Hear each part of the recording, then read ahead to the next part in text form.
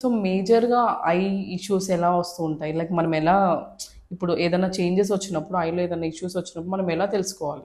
So basically I issues అంటే మనకు it depends upon the age హ్మ్. ఆల్సో. ఇప్పుడు చిన్న పిల్లలకి ఒకలాగా ఉంటుంది. యంగ్‌స్టర్స్‌కి ఒకలాగా ఉంటుంది. ఓల్డ్ ఏజ్ హ్మ్. ఓల్డ్ ఏజ్ వాళ్ళకి ఒకలాగా ఉంటుంది. యంగ్‌స్టర్స్‌కి ముఖ్యంగా ఏంటంటే ఈ మధ్య కాలంలో we are seeing lot of them having glasses. So spectacles అనేది చాలా కామన్‌గా అవును. చూస్తుంటాము. అది కాకుండా I allergy. So I allergy is one of the most common symptom. అది ఎస్పెషల్లీ సీజనల్‌గా ఉంటుంది. ఓకే. అది ఏంటంటే ఇప్పుడు ఐ అలర్జీ బాగా డస్ట్ ఎక్స్‌పోజర్ వల్ల గానీ, పాలన్ అంటే మనకు ఆ ఫ్లవర్స్ నుంచి ఆ సీడ్స్ వస్తుంటుంది కదా! ఆ పాలన్ వల్ల బాగా అలర్జీ వస్తుంటుంది. ఈ అలర్జీ వచ్చినప్పుడు ముఖ్యంగా మేజర్ సిమ్టమ్ వచ్చేసి కన్ను బాగా నలుపుతుంటారు. So okay. ఈ కన్ను నలిపినప్పుడు ఐ రెడ్నెస్ కానీ, ఇంకోటి ఏమవుతుందంటే ఈ కంటి నల్లగుడ్డు ఏదైతే మనం నల్లగుడ్డు ఉందో దీనికి మనం కార్నియా అంటాం. ఈ కంటి నల్లగుడ్డు మనకేంటంటే షేప్ మారే అవకాశం ఉంటుంది. దీన్ని మనం కెరటోకోనస్ అని అంటాం.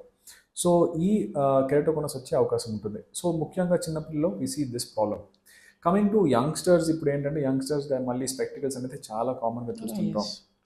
యంగ్‌స్టర్స్‌కి స్పెక్టికల్స్‌తో పాటు ఇప్పుడు స్క్రీన్ టైమ్ అనేది ఎక్కువైపోయింది. సో ఆన్‌లైన్ మీటింగ్స్ కానీ, జూమ్ క్లాసెస్ కానీ, లేదంటే social media. Now everybody is having a cell phone. Yes. ఈ సోషల్ మీడియా వల్ల మనం స్క్రీన్ టైమ్ అనేది బాగా ఇంక్రీజ్ అయిపోయింది. సో దీనివల్ల ఐ బాగా డ్రై అయిపోతుంటుంది. సో ఈ డ్రైనెస్ అనేది చాలా కామన్‌గా చూస్తుంటాం. So hmm. Not only youngsters, even the middle age people are having this dryness. Old age వాళ్ళకి ఆఫ్‌కోర్స్ 40 ఇయర్స్ దాటాక అందరికీ రీడింగ్ గ్లాస్ అనేది చాలా కామన్‌గా చూస్తుంటాం.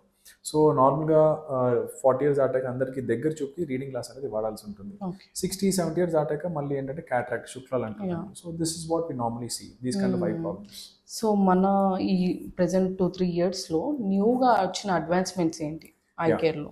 సో ఐ కేర్‌లో ఏంటంటే మనకు ఇంతకుముందు అంబెలోపియా అని లేజీ ఐ అని ఉంటుంది. హ్మ్. లేజీ ఐ అంటే ఏంటంటే ఇప్పుడు మన చిన్న పిల్లలకి కరెక్ట్ టైంకి మనం ఒకవేళ స్పెక్టికల్స్ మనకు ప్రిస్క్రిప్షన్ మనం రాసిచ్చాము.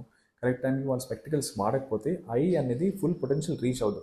So okay. ఐలో అంటే నర్వ్ డెవలప్‌మెంట్ అవ్వదు. సో వాళ్ళకి ఏంటంటే లైఫ్ లాంగ్ ఇప్పుడు ఫర్ ఎగ్జాంపుల్ ఒక ఐలో 100% విజన్ ఉంది.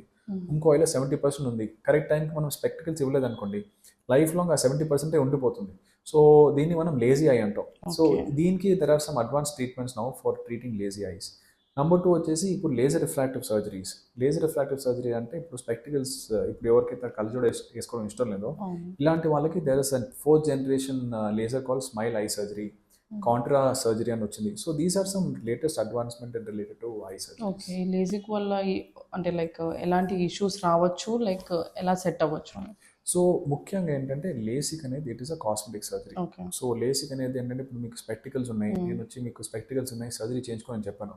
It is purely a cosmetic surgery. ఇప్పుడు ఏంటంటే మీకు కళ్ళజోడు వేసుకోవడం ఇష్టం లేదు, డైలీ కాంటాక్ట్ లెన్స్ పెట్టడం తీయడం ఇష్టం లేదు, అలాంటి వాళ్ళు వచ్చేసి డాక్టర్ ఇలా నాకు స్పెక్టికల్స్ ఫ్రీ ఉండాలని ఉంది, సజెస్ట్ మీ సంథింగ్ అన్నప్పుడు then we advise for laser surgery.